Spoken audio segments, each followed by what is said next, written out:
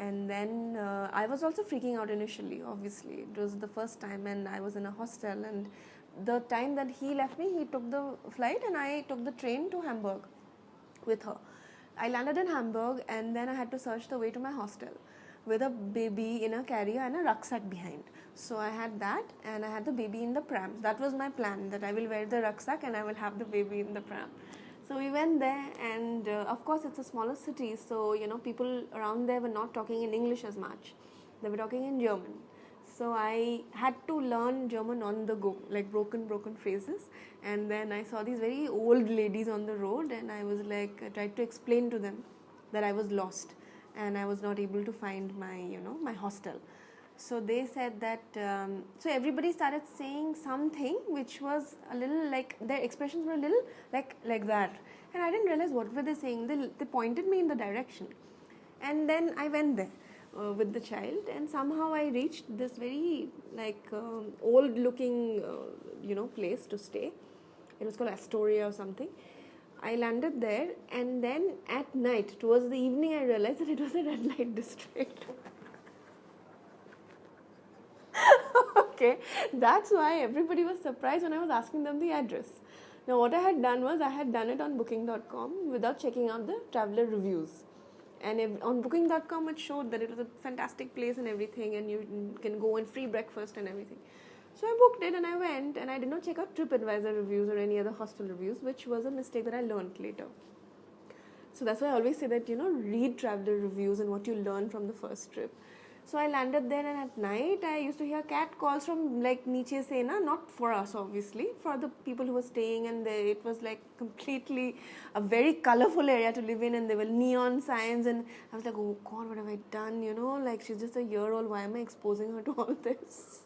Luckily she couldn't understand what was being talked Niche.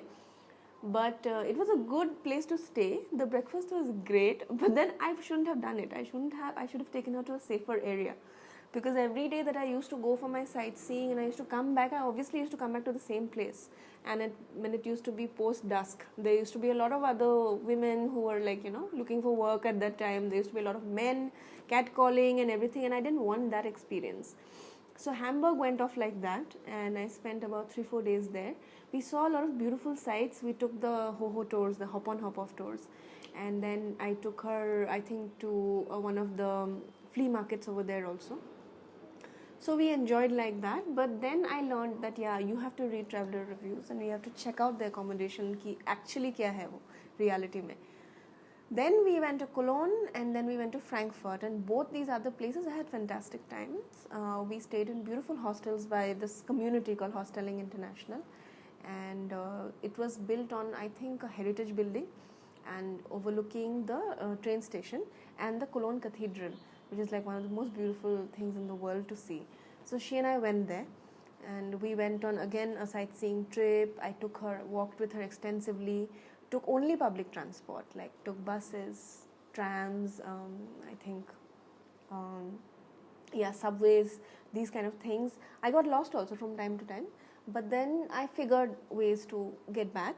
And when we used to get back, the hostel staff used to help us, like hold the baby for some time when I cooked dinner for her. And that's what I told people also, that instead of a hotel, like try out a hostel with a community kitchen, or try out a B&B experience, a bed and breakfast, where you get your own kitchen, because it's much easier to, cater to meals when you're traveling with a child. So I came back from that trip from Frankfurt to India. And then my family finally, they were relieved. They were like, "Tum log aa gaye safely." And I was like, "Don't worry, we're in one piece. We've come back in one piece."